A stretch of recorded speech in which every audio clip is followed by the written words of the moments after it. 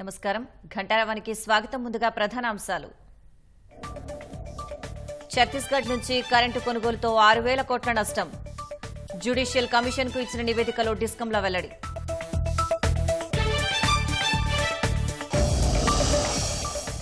Warangal zone పరిధిలో 10,000 మంది టీచర్లకు పదోన్నతి. 4,900 మంది భాషా పండితులు, పీఈటీలకు కలగనున్న లబ్ధి. త్వరలో భారత రాష్ట్ర సమితి విస్తృత స్థాయి సమావేశం.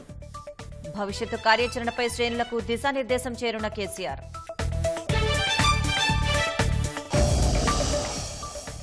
దేశంలో తొలిసారి లోక్సభ స్పీకర్ కోసం ఎన్నిక జరిగే అవకాశం.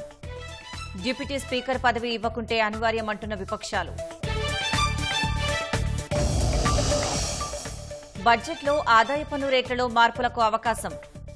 కొన్ని వర్గాల వారికి తగ్గించాలని భావిస్తున్న కేంద్ర ప్రభుత్వం.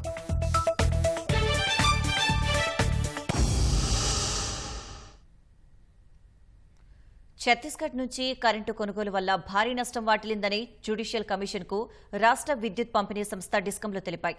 బహిరంగ మార్కెట్లో చౌకగా కరెంటు లభిస్తుండగా అంతకుమించి సొమ్మును ఛత్తీస్గఢ్కు చెల్లించాల్సి వచ్చిందని పేర్కొన్నాయి. ఒక్కో యూనిట్కు ₹3.90 కొనేందుకు ఛత్తీస్గఢ్ ప్రభుత్వంతో తెలంగాణ సర్కారు విద్యుత్ కొనుగోలు ఒప్పందం పీపీఏ చేసుకుందని మాజీ సీఎం కేసీఆర్ ఇటీవల జ్యుడిషియల్ కమిషన్ చైర్మన్ జస్టిస్ నరసింహారెడ్డికి రాసిన లేఖలో పేర్కొన్నారు. పైగా ఈఆర్సీ ఆమోదం తెలిపిన తర్వాత దానిపై అభ్యంతరాలుంటే విద్యుత్ అపిలేట్ ట్రైబ్యునల్కు, ఆ తర్వాత సుప్రీంకోర్టుకు మాత్రమే వెళ్లాల్సి ఉంటుందని, విచారణ జరిపే అధికారం జ్యుడిషియల్ కమిషన్కు ఉండదని తెలిపారు. ఈ నేపథ్యంలో ఛత్తీస్గఢ్తో జరిగిన పీపీఏ తదనంతర పరిణామాలపై అటు ప్రభుత్వానికి, ఇటు జ్యుడిషియల్ కమిషన్కు డిస్కంలు తాజాగా సమగ్ర సమాచారం అందజేశాయి. ఛత్తీస్గఢ్ నుంచి ఒక్కో యూనిట్ కరెంటు రావడానికైన ఖర్చు ₹5.64 చేరడంతో నష్టం వాటిల్లినట్లు పేర్కొన్నాయి. ఈ చెల్లింపులతో డిస్కంలకు మొత్తం 6,000 కోట్ల నష్టం వాటిల్లిందని పేర్కొన్నాయి.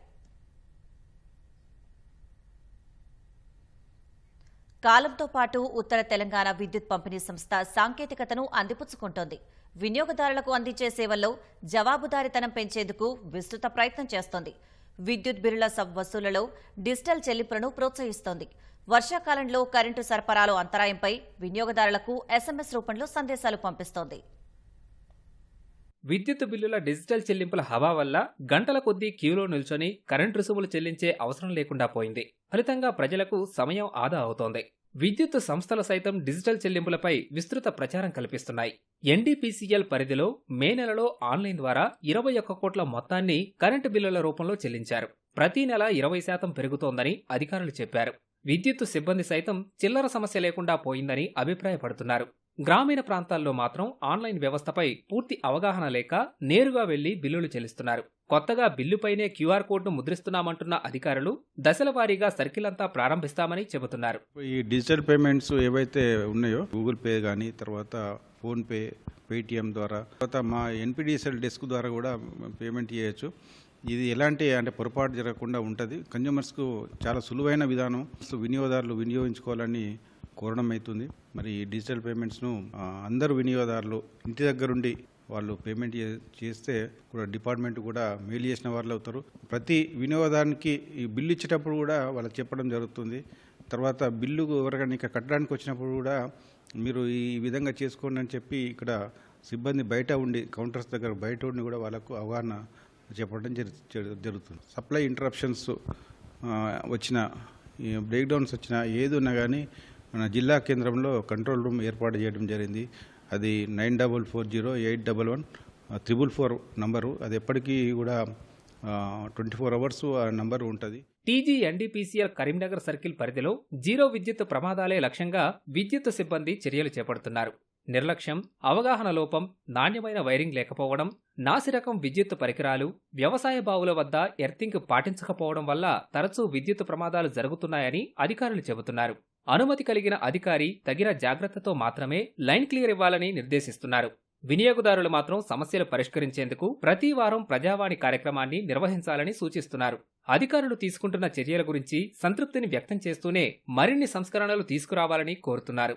Northern power distributor company Telangana limited సౌకర్యాలు చాలా మెరుగుపడ్డాయి. ఎందుకంటే గతంలో విద్యుత్ బిల్లులు వినియోగదారులు పోయి చెల్లించాలంటే మనం పోయి దానికి ఒక టైం తీసుకొని అక్కడ దాకా వెళ్ళి చాలా సమయం పట్టేది, మళ్ళీ పోయి అక్కడ బిల్లులు చెల్లించి వచ్చేది. కానీ ఇప్పుడు కొత్తగా తీసుకొచ్చిన సంస్కరణ వలన, డిజిటలైజేషన్ వలన ఇప్పుడు మనం ఇంటిలోనే ఫోన్పే ద్వారా కానీ, గూగుల్ పే ద్వారా కానీ, ఇతరత్ర ఆన్లైన్ సౌకర్యాలతో మనం రాత్రికైనా తెల్లారైనా ఎప్పుడైనా కూడా ఎలాంటి సమయంలో మనం వీలున్నప్పుడు వినియోగదారుడు విద్యుత్ బిల్లులు చెల్లించడం జరుగుతుంది. చాలా మంచి సంస్కరణలు వచ్చినాయి. అలాగే ఇంకా కొన్ని అక్కడక్కడ కొన్ని సంస్కరణలు రావాల్సిన అవసరం ఉన్నది. డిజిటలైజేషన్ విద్యుత్ సంస్థలు చేయడం ద్వారా వినియోగదారులకు చాలా మేలు కలిగింది. కరెంటు బిల్లు ఆన్లైన్ పేమెంట్స్ ద్వారా ఈజీగా పేమెంట్ చేయగలుగుతున్నాం. అక్కడికి కరెంటు కాడికి పోతే క్యూలో నిలబడి కట్టాల్సిన టైం వెచ్చించాల్సి ఏర్పడుతుంది. కావున మేము ఇక్కడ ఫోన్పేలో కానీ, గూగుల్ పేలో కానీ ఈజీగా మనీ చెల్లించగలుగుతున్నాం. బిల్లు వచ్చిన క్యూఆర్ కోడ్ ద్వారా కూడా ఈజీగా పేమెంట్ చేయగలుగుతున్నాం. దానివల్ల మాకు టైం సేవ్ అవుతుంది. మళ్ళీ ఆదివారం సెలవు దినాలలో కూడా కరెంటు బిల్లు పేమెంట్ చేయడం జరుగుతుంది. కరెంట్ ఆఫీసర్ దగ్గర చిల్లర లేవనే ఇబ్బంది కూడా పేమెంట్ ద్వారా, ఈ ఆన్లైన్ పేమెంట్ ద్వారా ఆ ఇబ్బంది లేకుండా ఉంటుంది. విద్యుత్ సంస్థలు ఎప్పుడైనా కూడా వినియోగదారుల యొక్క సంక్షేమాన్ని దృష్టిలో పెట్టుకొని గ్రీవెన్స్ సెల్ లాంటివంటి వారంకి ఒకసారి నిర్వహించాలని గతంలో ప్రభుత్వాలు చెప్పినాయి, విద్యుత్ సంస్థలు చెప్తున్నాయి. కానీ గ్రీవెన్స్ సెల్ను తక్కువ నిర్వహిస్తున్నారు. ఒక విద్యుత్ సంస్థ వచ్చినప్పుడు కన్జ్యూమర్ ఎక్కడికి వెళ్ళాలని కూడా తెలియదు. గ్రీవెన్స్ సెల్ లాంటి వాటిపైన కానీ, విద్యుత్ అవసరాల మీద కానీ, సమస్యల మీద కానీ ఎప్పటికప్పుడు వాటికి అవగాహన సదస్సు నిర్వహిస్తే విద్యుత్ సంస్థలు మనుగడ సాధిస్తే డిజిటల్ పేమెంట్ యొక్క అవగాహన కూడా ప్రజలకు కింది స్థాయి దాకా తీసుకెళ్లాల్సిన అవసరం ఉంటుంది. కరెంటులో రిపేర్ అయితే 24 గంటలు ఇస్తారు. అది 6 గంటల వరకు కంప్లీట్ చేయాలి కరెంటు రిపేర్ ఉన్నా కానీ. అయితే రూరల్లో మాత్రం 48 గంటలు అంటారు, దాన్ని 24 గంటల్లో కంప్లీట్ చేయాలి. అలాగే మొబైల్ ట్రాన్స్ఫార్మర్ ఏర్పాటు చేయాలి. నగరంలో ఉండే ఇదివరకు, ఇప్పుడు అది కూడా మొబైల్ ట్రాన్స్ఫార్మర్ పనిచేస్తలేదు, దాన్ని కూడా చేయాలి తొందరగా.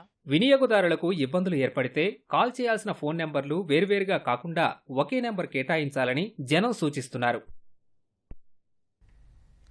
ఆంధ్రప్రదేశ్ నుంచి ఉద్యోగులు తెలంగాణకు వస్తున్నారన్న ప్రచారాన్ని నమ్మవద్దని రాష్ట్ర ప్రభుత్వ ఉద్యోగ సంఘాలను అప్రమత్తం చేసింది.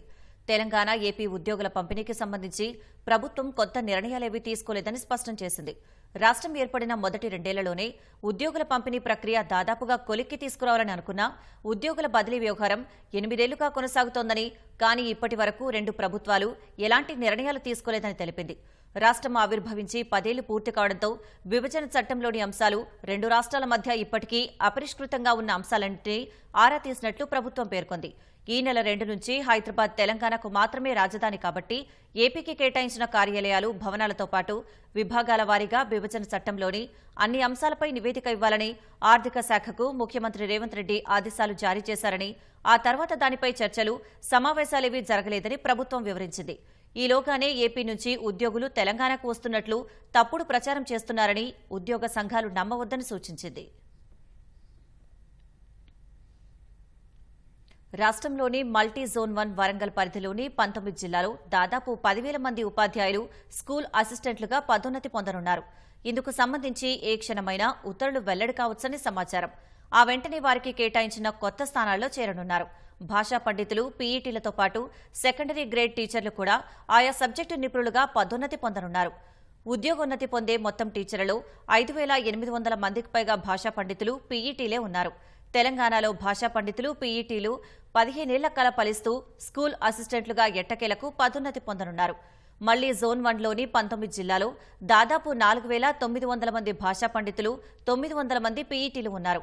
అత్యధికంగా నిజామాబాద్లో 454 మంది భాషా పండితులు, ఖమ్మం జిల్లాలో 107 మంది పీఈటీలు పదోన్నతి అందుకోనున్నారు. దీంతో భాషా పండితులు, స్కూల్ అసిస్టెంట్ భాషా పండితులు, పీఈటీలు స్కూల్ అసిస్టెంట్ ఫిజికల్ డైరెక్టర్లు అవుతారు. వారిలో 4వ వంతు మందికి 2 ఇంక్రిమెంట్లు దక్కనున్నాయి. మరో 2-3 రోజుల్లో మల్టీ జోన్ 2 హైదరాబాద్లోని 14 జిల్లాల్లో కూడా పదోన్నతులు లభించనున్నాయి.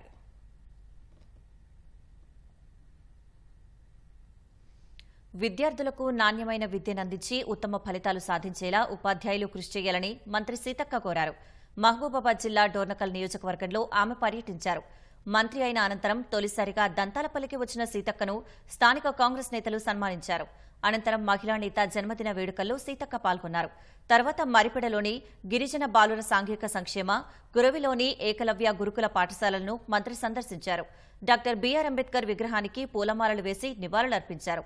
అనంతరం విద్యార్థులకు ఉచిత పాఠ్యపుస్తకాలు, ఏకరూప దుస్తులను పంపిణీ చేశారు. ఉపాధ్యాయులతో సమీక్షా సమావేశం నిర్వహించి పలు సూచనలు చేశారు. మంత్రితో పాటు మహబూబాబాద్ ఎంపీ బలరాం నాయక్, ఎమ్మెల్యే రామచంద్ర నాయక్ తదితరులు పాల్గొన్నారు.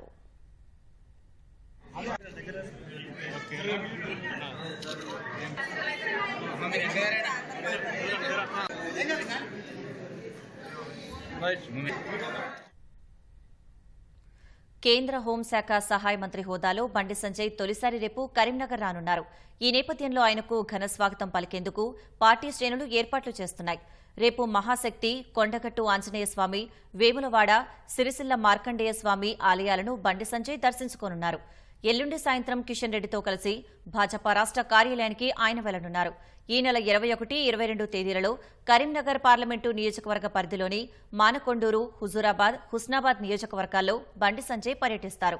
ఆయా నియోజకవర్గాల్లోని ప్రసిద్ది చెందిన దేవాలయాలను సందర్శించి ప్రత్యేక పూజలు నిర్వహిస్తారు. 23వ తేదీన తిరిగి ఆయన ఢిల్లీకి వెళ్లనున్నారు.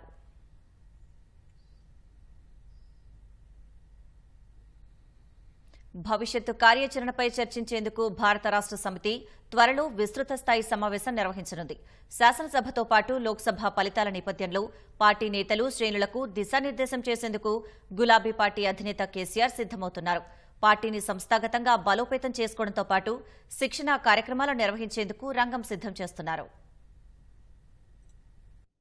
శాసనసభ ఎన్నికల ఓటమి నుంచి తేరుకోకముందే లోక్సభ ఎన్నికల్లో ఘోర పరాజయం భారత రాష్ట్ర సమితిని ఇరకాటంలోకి నెట్టింది. గులాబీ నేతలు, శ్రేణులు నైరాస్యానికి లోనయ్యారు. ఒక్క ఎంపీ స్థానాన్ని కూడా గెలుచుకోకపోవడం పార్టీని ఇబ్బందికర పరిస్థితుల్లోకి నెట్టింది. లోక్సభ ఎన్నికల ఫలితాల తర్వాత భారాసాలో నిశ్శబ్దం అలుముకుందనే చెప్పొచ్చు. అధినేత కేసీఆర్ తనను కలిసిన నేతలు, ఉద్యమకారులతో క్షేత్రస్థాయి పరిస్థితిని ఆరా తీస్తున్నారు. జరుగుతున్న పరిణామాలపై ముఖ్య నేతలతో మంతనాలు జరుపుతున్నారు. కేంద్ర రాష్ట్ర ప్రభుత్వాల పనితీరును నిశితంగా గమనిస్తూ ఉండాలని నేతలకు సూచిస్తున్నారు. భవిష్యత్ కార్యాచరణకు సంబంధించి కేసీఆర్ త్వరలోనే చర్యలు తీసుకుంటారని పార్టీ వర్గాలు చెబుతున్నాయి. పార్లమెంటు ఎన్నికల సన్నాహక సమావేశాల్లో వచ్చిన అభిప్రాయాలు, నేతలు, ఉద్యమకారుల నుంచి వస్తున్న సూచనలపై పార్టీలో చర్చించి తగిన కార్యాచరణ చేపడతారని అంటున్నారు. అందులో భాగంగా త్వరలోనే పార్టీ విస్తృత స్థాయి సమావేశం నిర్వహించనున్నట్లు సమాచారం. ఎమ్మెల్యేలు, ఎమ్మెల్సీలు, ఎంపీలు, మాజీ ప్రజా ప్రతినిధులు, రాష్ట్ర కమిటీ సభ్యుల సమావేశం నిర్వహించే యోచనలో ఉన్నట్లు తెలిసింది. అందరి అభిప్రాయాలపై సమావేశంలో చర్చించి అవసరమైన నిర్ణయాలు తీసుకుంటారని అంటున్నారు. లోక్సభ ఎన్నికల నేపథ్యంలో పార్టీ వార్షికోత్సవాన్ని కూడా నిర్వహించలేదు. 2 రోజుల పాటు ప్లీనరీ నిర్వహించనున్నట్లు కేసీఆర్ ఇటీవల తెలిపారు. ప్లీనరీ విషయం కూడా స్పష్టతకొస్తుందని అంటున్నారు. పార్టీని సంస్థాగతంగా బలోపేతం చేస్తామని గతంలో చెప్పారు. నేతలు, పార్టీ శ్రేణులకు శిక్షణ ఇచ్చేందుకు కూడా గులాబీ పార్టీ సిద్దమవుతోంది. అన్ని జిల్లా కేంద్రాల్లో ఉన్న పార్టీ కార్యాలయాల్ని పూర్తిగా సద్వినియోగం చేసుకునేలా కార్యక్రమాలు రూపొందించాలని భావిస్తున్నారు. వీటన్నింటికీ సంబంధించి భారాస అధినేత కేసీఆర్ నుంచి త్వరలోనే స్పష్టత వస్తుందని పార్టీ వర్గాలంటున్నాయి. కృష్ణానదీ జలాల నిర్వహణ బోర్డు చైర్మన్ అశోక్ గోయల్ నాగార్జునసాగర్ డ్యాంను పరిశీలించారు. కేఆర్ఎంబీ చైర్మన్ గా నూతనంగా నియమితులైన అశోక్ గోయల్ కృష్ణా పరివాహక ప్రాంతంలో ఉన్న భారీ ప్రాజెక్టులను పరిశీలిస్తున్నారు. ఈ నేపథ్యంలో ఆయన సాగర్ ప్రధాన డ్యాం, క్రస్ట్ గేట్లు, గ్యాలరీలు, కుడి, ఎడమ కాల్వ, ప్రధాన విద్యుత్ కేంద్రాలను పరిశీలించారు. అనంతరం జెన్కో విద్యుత్ కేంద్రంలో ఏఎన్ఎస్పీ, జెన్కో అధికారులతో సమావేశం నిర్వహించారు. సాగర్ డ్యాం గురించి ఏఎన్ఎస్పీ అధికారులను, ప్రధాన విద్యుత్ కేంద్రం గురించి జెన్కో అధికారులను అడిగి తెలుసుకున్నారు. ప్రాజెక్టులపై అవగాహన కోసమే సందర్శిస్తున్నట్లు సంబంధిత అధికారులు తెలిపారు. అశోక్ గోయల్ వెంట కేఆర్ఎంపీ సభ్యుడు RN Shanku, SE Varalakshmi, DEE Anjay Yadav, ANSP SE Nageswararao, EE Mallikarjunarao, డీఈలు శ్రీనివాస్, ఏఈఈ కృష్ణయ్య, సత్యనారాయణ తదితర అధికారులున్నారు.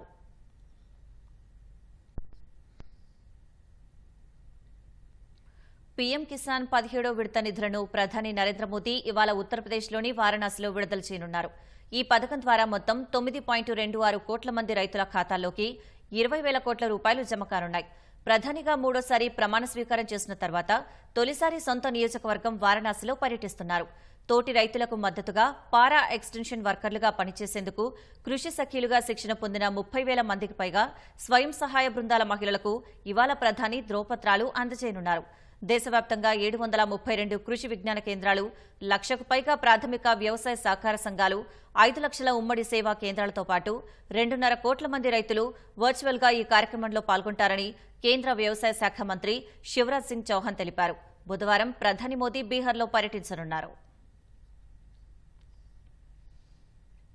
దేశంలో తొలిసారి లోక్సభ స్పీకర్ కోసం ఎన్నిక జరిగే అవకాశాలు కనిపిస్తున్నాయి. తాజా సార్వత్రిక ఎన్నికల్లో లోక్సభలో బలం పెంచుకున్న విపక్ష పార్టీలు స్పీకర్ ఎన్నికపై కన్నేశాయి. తమకు డిప్యూటీ స్పీకర్ పదవి ఇవ్వకుంటే స్పీకర్ ఎన్నిక నిర్వహించాలనే డిమాండ్ను తెరపైకి తెస్తున్నాయి. ఫలితంగా దశాబ్దాలుగా ఏకాభిప్రాయంతోనే జరుగుతున్న లోక్సభ స్పీకర్ ఎన్నిక సంప్రదాయానికి తెరపడే అవకాశాలు కనిపిస్తున్నాయి. 18వ లోక్సభ తొలి సమావేశాలు ఈ నెల 24న ప్రారంభం కానున్నాయి.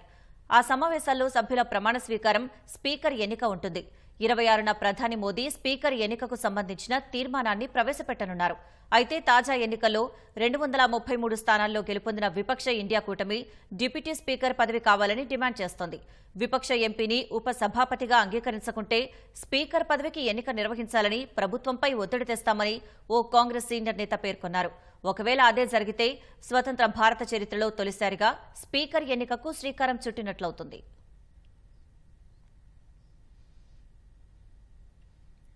జూలైలో ప్రవేశపెట్టే పూర్తిస్థాయి కేంద్ర బడ్జెట్లో ఆదాయపు పన్ను రేట్లలో మార్పులు ఉండే సంకేతాలు కనిపిస్తున్నాయి. కొన్ని ఆదాయ వర్గాల వారికి పన్ను రేట్లను తగ్గించాలని ప్రభుత్వం భావిస్తున్నట్లు మీడియా కథనాలు పేర్కొంటున్నాయి. తద్వారా వినియోగాన్ని పెంచాలన్న ఆలోచన చేస్తున్నట్లు తెలుస్తోంది. కేంద్రంలో మూడోసారి అధికారంలోకి వచ్చిన మోదీ సర్కార్ జూలైలో పూర్తిస్థాయి బడ్జెట్ ప్రవేశపెట్టనుంది. ద్రవ్యోల్బణం, నిరుద్యోగం, ఆదాయం వంటి అంశాల్లో కొన్ని వర్గాల వ్యతిరేకతే ఎన్నికల్లో భాజపాకు ఆశించిన ఫలితాలు రాలేదన్న అంచనాలున్నాయి. ఈ నేపథ్యంలో ఈసారి బడ్జెట్లో వారికి ఊరటనిచ్చేందుకు మోదీ సర్కార్ ఆలోచన చేస్తున్నట్లు సమాచారం. ముఖ్యంగా మధ్యతరగతికి ఊరటనివ్వడంతో పాటు వారి పొదుపును పెంచేందుకు సర్కారు ఆలోచన చేస్తుందని సంబంధిత వర్గాలు తెలిపాయి. 15 లక్షలకు పైగా ఆర్జిస్తున్న వారికి ఉపశమనం ఉండొచ్చని చెబుతున్నారు. 10 లక్షల వార్షిక ఆదాయంపైన పన్ను రేట్లు తగ్గించే యోచన చేస్తోందని తెలిసింది. కొత్త ఆదాయపు పన్ను స్లాబులపైన చర్చ జరుగుతోందని కథనాలు పేర్కొన్నాయి. మధ్యతరగతి ఆదాయాలు, వారి జీవనశైలిని పెంపొందించడమే తమ లక్ష్యమని ప్రధాని మోదీ సైతం ఇటీవల చెప్పారు. జూన్ 20 నుంచి బడ్జెట్ ముందస్తు చర్చలను ఆర్థిక మంత్రి నిర్మలా సీతారామన్ ప్రారంభించనున్నారు.